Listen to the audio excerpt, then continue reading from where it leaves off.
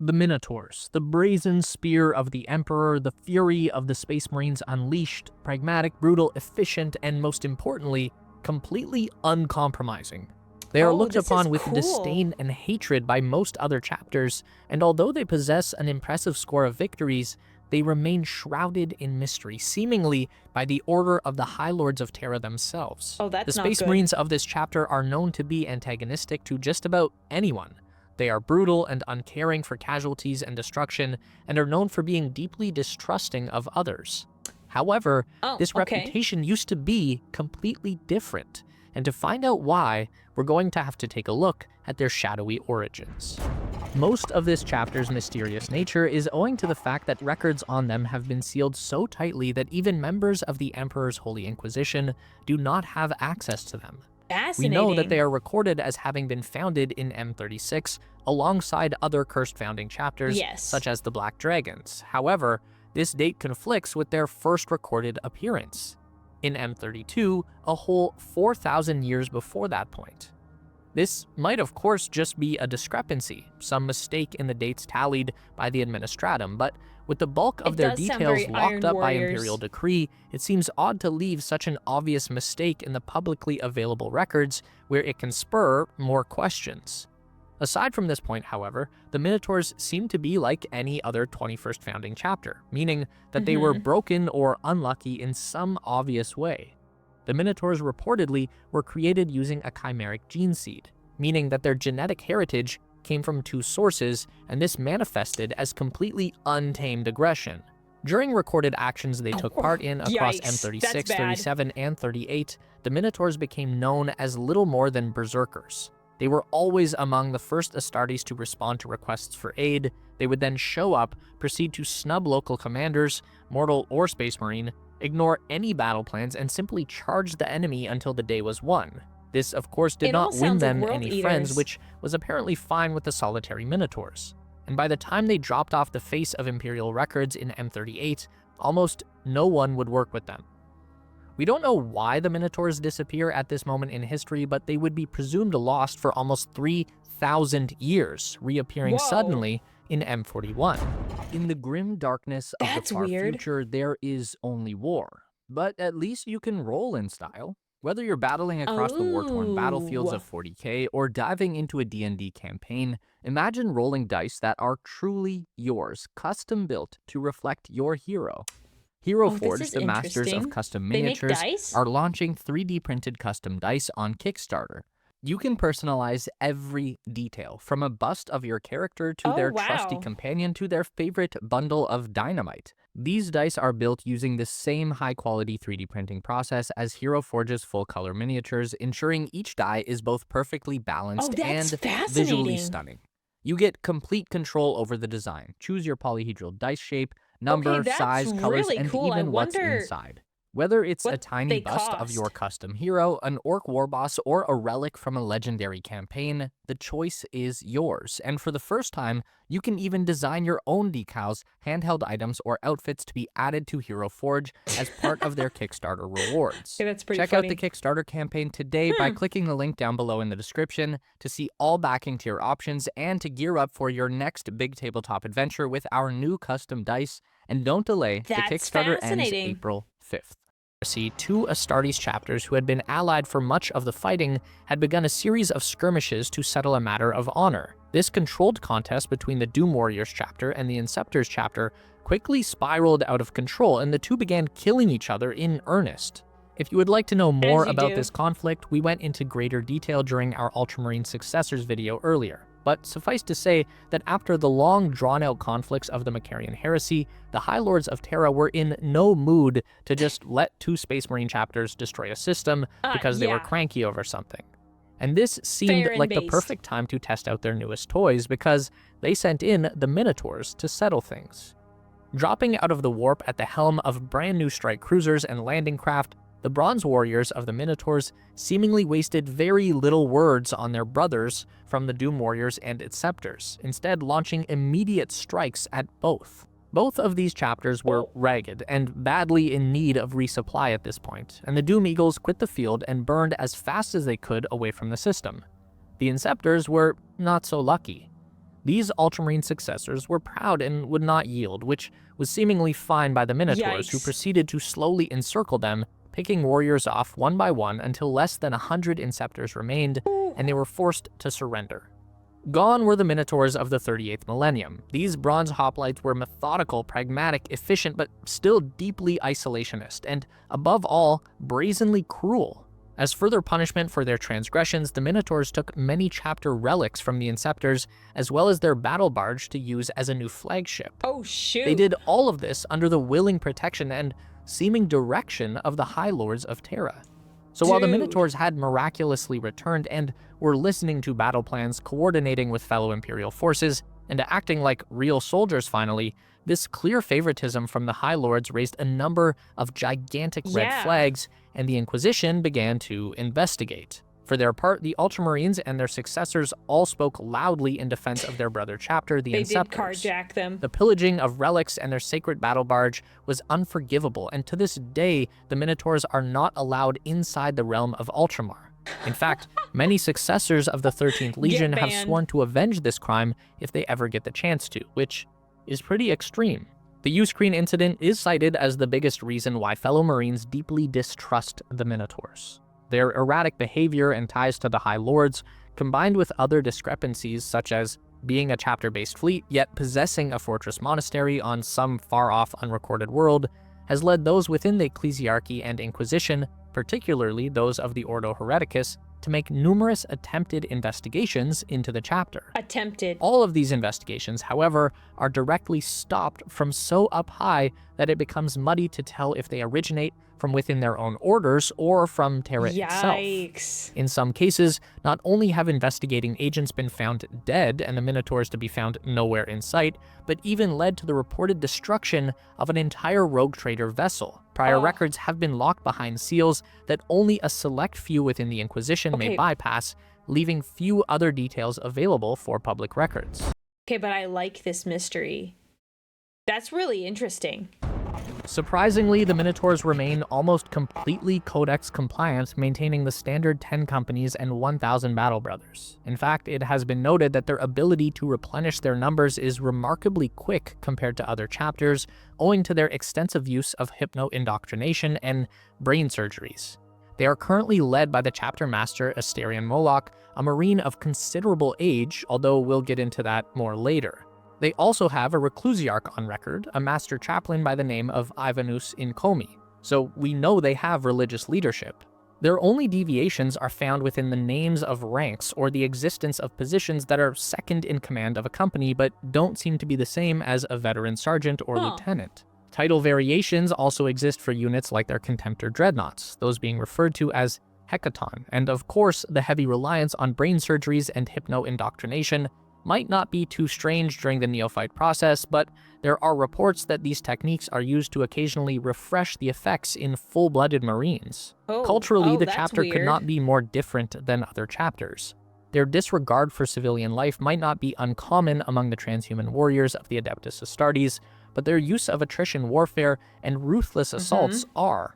Marines don't typically measure their victories in acceptable casualties, but the Minotaurs appear to. The honor and righteousness of the Space Marines are replaced with barely restrained spite and malice, and their paranoia, even against allies, is legendary. Famously, the construction of the Minotaur's flagship, the Daedalus Crata, is made to be a literal labyrinth, with Lord Moloch's command throne at the center. These Marines trust absolutely no one. That being said, the Minotaurs of the 41st millennium have been able to work with other Astartes forces well, with even the Death Watch reporting that their Minotaurs brothers continue to serve with honor and distinction, if being a little brazen and pragmatic. Within this chapter, respect is only awarded to the God Emperor of mankind, as even the previously stated Hecaton Contemptors are treated. That is a beautiful mini. Poorly, instead of with the reverence other chapters typically give to their honored dreadnoughts. The Minotaurs are also known for their willingness to prove themselves against any foe, extending to their warriors almost willingly coming to blows with even the legendary Custodes. This mentality fits well with their style of warfare, which is now marked by sudden lightning strikes, led by a vanguard of armored vehicles, supported by speeders and flyers to quickly crush obstacles. With the Minotaurs' aggressive expertise in close combat quarters, it should not be overlooked that they are just as capable during sieges, armored conflict, or void warfare, though even in these arenas the Minotaurs still prefer bold assaults and overwhelming force. The chapter's armory since their reemergence in M41 has always been noted to be very well stocked. Rare war gear such as Deimos pattern tanks is not surprising. These vehicles did stop production sometime during the Age of Apostasy, which followed soon after the Minotaurs' supposed founding in M36. What remains baffling, however, is their access to nearly a dozen Contemptor pattern dreadnoughts and other rare dreadnought patterns, as well as Relic Tartarus Terminator armor, Spartan assault tanks, and their access to functional Storm Eagle gunships. Most of these pieces are rare amongst any chapter, not of the first or second founding, yet the Minotaurs seemingly have an armory stocked with them, leading to further suspicion from observers. Despite the uneasiness they have sugar daddies and the High Lords of Terra and lack of trust given to them by other chapters, the Minotaurs served all throughout the 41st millennium with distinction, albeit with their trademark cruelty. For the most part, they seem to have been used to destroy renegade chapters and force non-compliant ones back into the Emperor's light, or back under the High Lord's rule to be more accurate. The Cleansing of the Night Reapers chapter comes to mind, where the Minotaurs worked with the Red Templars and the Grey Knights to track and horrifically maul a formerly loyal chapter that had begun using chaotic sorcery and Xenos weaponry to survive a desperate penitent crusade. But of course, the Minotaurs also took part in some of the largest battles and conflicts of the millennium, proving their worth dozens of times over. They were amongst the first chapters to arrive at Rin's world to support the badly wounded Crimson Fist chapter after a massive orc ambush. And of course, the Minotaurs would play a pivotal role in the Orphean War, sacrificing most of their Void Navy and many First Company veterans to force a powerful Necron Lord to retreat. But clearly, one of their most iconic campaigns was the Badab War. Being one of the most intense Astartes civil wars since the Horus Heresy, it makes sense that the Minotaurs were sent into the thick of the fighting. The Astral Claws had turned from the Emperor's light and had convinced both the Lamentors and Mantis Warriors chapters to join them under false pretenses, of course. However, it didn't matter to the Minotaurs at all that their brothers had been tricked. They were deployed to the Badab system to quell a rebellion, and quell it they did. Many other forces were involved in that conflict, which will definitely be getting its own video at some point. But the Minotaurs had an impressive armory at this point, and were tasked with holding the southern end of the Maelstrom conflict zone against the Lamentors. And with the same ferocity we saw during the Uscreen incident, the Minotaurs swiftly and brutally attacked until barely 300 Lamentors remained to imprison and await judgment. Here again, we see the Minotaurs taking relics and ships, adding the Lamentors' battle barge to their fleet. They're just gonna steal your car. I saw the comment earlier and I was like, yep, here it goes. And using it to continue pursuing the will of their shadowy masters on Terra. More recently, the chapter has been spotted at Cadia before the world was destroyed by the forces of chaos, and at some point after that, the chapter lost almost all of its gene seed while battling the corrupting forces of the Death Guard, who attacked the Minotaurs' fortress monastery before being driven off. It's here that the Minotaurs headed to Terra in order to gather fresh gene seed from the vaults, and found the planet in conflict. Corrupt High Lords had just come face to face with a newly revived Rabute Gilliman, Primarch of the Ultramarines and son of the Emperor himself, and they attempted a coup rather than lose their power. The Imperial Fists and Custodes stationed at the palace originally feared that the Minotaurs, by reputation, were there to aid the High Lords. However, the bronze-armored Marines start helping to rout out chaotic cultists that have been hiding amongst the Terran pilgrims for years and had taken advantage of this moment to attack. The Minotaurs did eventually come to blows with the Custodes and other Imperial forces during this time, as it became unclear which High Lords were loyal and which were not. But after having a conversation with the last remaining High Lord, the Minotaurs stood down and were given some of the first of the new Primaris recruits before leaving to pursue other conflicts. Good for them, I guess. So, okay, what exactly is going on with these Space Marines? Normally, this is the point where we would sum up what we know and give our conclusions about the chapter we're discussing, but the problem is that we don't even really know who the Minotaurs are, but we do have some theories. Everything we've discussed so far has been either information publicly available about the chapter or hard-won by inquisitorial agents who have a bad habit of going missing whenever they go looking into the truth about the Minotaur's origin. And it's bad when Inquisition agents start going missing when investigating something internal. It's so bad. Who exactly is pulling their strings? It's certainly not a stretch to say that with the evidence we have, it's clear that the Minotaurs are a chapter made specifically to answer to the High Lords of Terra alone, a personal army of super soldiers beholden to the human governments of the Imperium above all other authority, which is, of course, heresy, but that's hardly the most damning conclusion from our discussion today. First off, we need to address that discrepancy in the dates of their founding. Their first recorded battles taking place in M32 is a huge indicator of our first big puzzle piece. The Minotaurs are either more than one chapter, or they are the same chapter that has been tampered with and reinvented over and over since their creation. The first iteration of the chapter would have begun around M32, just after the end of the Horus Heresy. In the aftermath of that conflict, many loyalist members of the traitor legions were essentially left homeless. Some would go on to join other legions, especially the Ultramarines, or specialist chapters and projects like the Grey Knights, Death Watch, or the newly formed Inquisition. For a second, I thought he was Alfarius. I won't lie, he kind of gave Alfarius there for a second. Bald. And then we've got, this teal, this green teal, and, it's suspicious. And a spear. Guys, that's just, it's suspicious. I find this chick funny. She's like, look, I'm hot stuff. And then she's got this weird head going on. Oh yeah, I know she's from the Assassinorium. Trust me, I know, but it just is, she's, ew. I know what she is, but it's still, gross. First part of our theory suggests that this very first version of the Minotaurs was formed from a group of surviving loyalists from traitor legions, specifically the Iron Warriors. This idea is mostly due to the fact that the mentions of the Minotaurs from M32 show a chapter much more like the one in the 41st millennium. What I was thinking, brutal, too. Pragmatic, but still deeply strategic and willing to cooperate with other Imperial groups. Skipping forwards to the Cursed Founding, we see a completely different group of Marines, and then again in M41 when they reappear after dropping off the map for a few millennia. So, what's going on? Well, one answer comes from Edwin Brown, a playtester for the original Bad Ab War campaign. Brown is reportedly the creator of what we currently know as the Minotaurs, and he has confirmed that the Minotaurs of the 41st millennium and the Minotaurs of the Cursed Founding with their chimeric gene seed were two different chapters. He also confirms that the current Minotaurs were created using Iron Warrior stock, so that's pretty definitive.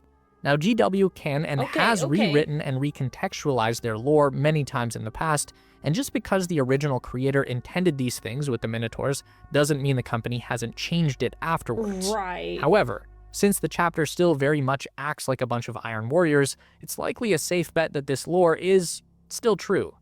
Then add to that their impressive and ancient armory. The Minotaurs could certainly have been supplied with such powerful and well-preserved war gear by their powerful Terran masters, but it's more likely that they have been keeping a well-curated inventory for millennia in addition to stealing other chapters' war gear whenever they can. Yeah, that's true. And finally, the warriors of the chapter themselves. We mentioned before that the Minotaurs make extensive use of hypno-indoctrination and neurosurgeries, even on battle brothers who have completed their transformation. This would only really need to be done if the chapter's leadership were concerned with some sort of degradation in the minds of its warriors, which leads us into probably the wildest theory. The current Minotaurs have had their personalities overwritten with those of long-dead Space Marine veterans of the Horus Heresy. So bear with us on this one, but it is a possibility. The extra mental conditioning that the Minotaurs undergo could very easily be doing this work. That is, making sure the new personalities stay in control, and the biggest hint that this might be true is Chapter Master Asterion Moloch himself. Moloch has reportedly been killed in action only to be recovered alive no less than 7 times in the last 500 years alone. He has been active in the chapter Oh, are they gonna say that he is not Asterion? It's just another guy that's taken his place where they've put, like, his memories and, like, oh. For at least a millennium since the chapter's reappearance at the beginning of M41, making him one of the oldest serving Space Marines alive. Now, Moloch has reportedly been substantially augmented with cybernetics as he's lost bits and pieces of himself over the past millennium, and maybe that can account for his longevity, but the extra indoctrinations and his miraculous survivals seem to point to the idea that Asterion Moloch is an implanted personality inherited by every new chapter master of the Minotaurs. This would be a huge benefit for two reasons. First, it would allow every Minotaur Space Marine, no matter how new, to instantly have the experience and skill of a veteran many hundred years their senior. Would be and pretty second, crazy. it would allow for some programming. The final piece of this puzzle is the extreme amount of control the High Lords seemingly exert on this group of warriors. They're more inclined to listen to them instead of being like, yeah, piss off. Every Space Marine is loyal, but when you rush to Terra to defend the High Lords against the Custodes, the Imperial Fists, and the newly risen son of the Emperor himself, that's something much different. In that coup attempt we mentioned, we said that Moloch had a conversation with the last remaining High Lord before leaving, but we sort of swept past the details in order to save it for this, because it wasn't a conversation. As the coup was falling apart, the Minotaurs prepared to defend the fleeing traitorous High Lords, until Violetta Roskavler, the current master of the Administratum, approached Lord Moloch in his massive suit of bronze Terminator armor and whispered something into his ear. Moloch immediately withdrew. If that doesn't scream psycho conditioning, I don't know what does.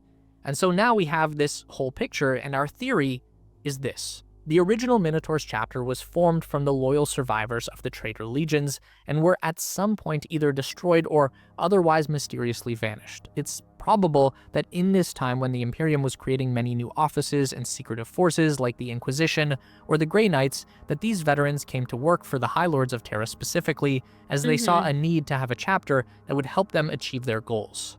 Regardless of how it happened, by M36 the High Lords were in need of another chapter for this exact purpose, and likely ordered one created from chimeric gene seed stock to try and gain some new power.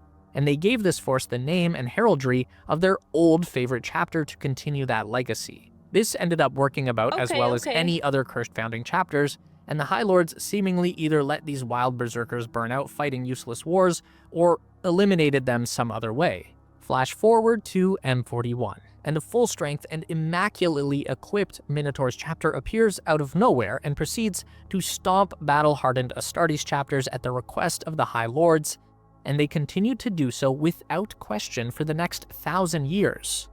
We believe that the High Lords somehow saved at least some of the key personalities of the original Minotaurs from M32 and slowly rebuilt their perfect lapdogs from scratch after the failure of the Cursed Founding, using those saved personalities to ensure not only success, but total loyalty. But what do you think? There are certainly more theories out there, including one where Asterion Moloch is a Custodes warrior or remnants of the Lost Legions somehow. It seems like this chapter was made to inspire this exact sort of fan activity, so don't stay quiet. Let us know in the comments what you think the Minotaurs are, where they came from, and what we might have missed. As always, make sure you've liked and subscribed, or you might find the High Lords sending this chapter after you in order to bring you back into the fold for more lore. No, they're not coming after me. No, they would never do that.